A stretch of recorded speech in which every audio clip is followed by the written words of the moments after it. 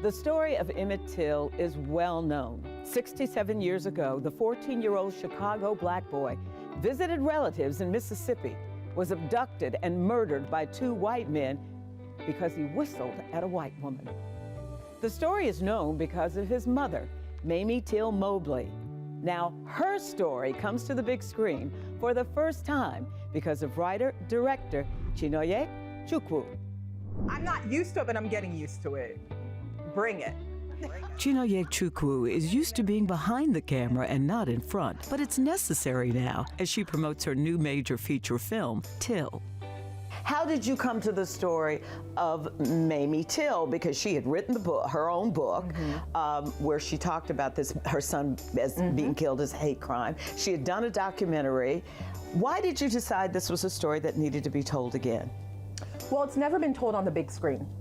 And this was a film that Mamie from 1956 on has wanted this story to be told on screen. And one of her mentees is also a producer on the film, Keith Beauchamp, who started research on the story and helped to reopen the case decades ago. And then the other producers also came on board with him to try to get this film made for about 20 years, you know. And when they approached me 3 years ago, I knew for myself that the only way that I would be interested in telling this story was from Mamie's perspective for a couple of reasons. One, without Mamie, the world wouldn't know who Emmett Till was.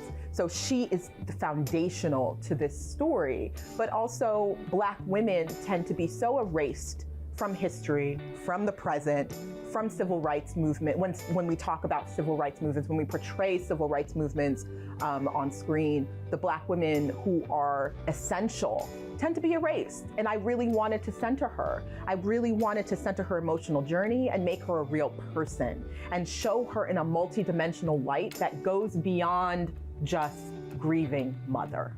We needed to see that. And so all of those reasons got me excited about telling the story in this way. What do you want the audience to take away from this film? Well, I want them to first and foremost walk away with their own individual experience in response to it. You know, as an artist, I release my work and I cannot necessarily control how people receive it, but it would be great if some of the reception involves people really asking themselves, what is the work that they can do in their own lives that can contribute to the world, big or small, and that a lot of the same things that Mamie and company were fighting at that time are still present in our reality. But I also want audiences to walk away feeling hopeful and empowered, and to know that big or small, that they could be a part of transformational change. Because she was. Because she was. While holding on to your own personal joy, your own personal possibilities, your own personal self-empowerment alongside the activist work, whatever that looks like for you. So what did you not include in the film, meaning the thing that you made sure was not there to take away attention from Mamie? Well, I was really adamant about not showing physical violence against Black bodies on screen.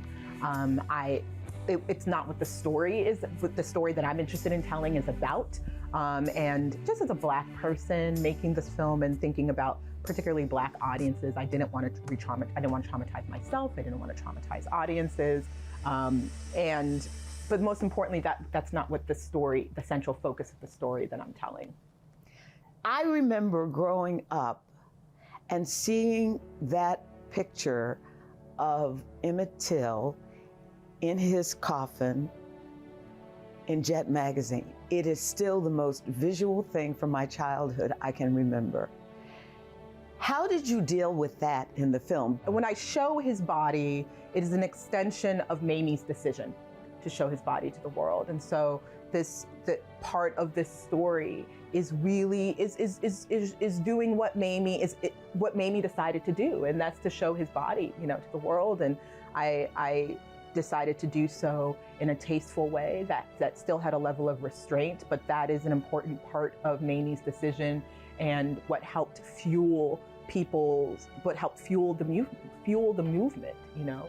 The role of Mamie is played by Atlanta native Danielle Deadweiler, who also graduated from Spelman College.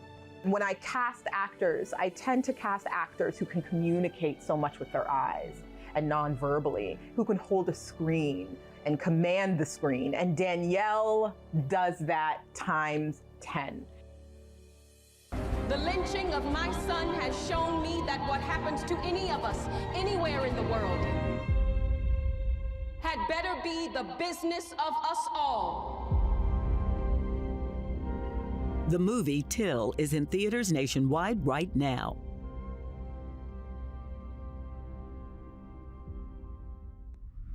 Thanks for joining me, and I hope you'll join me next month as I go one-on-one with comedian George Wallace. Plus, he's known for his hit song, Woo, There It Is, and has been called a one-hit wonder. When I sit down with DC Glenn, he tells me why he's okay with that title.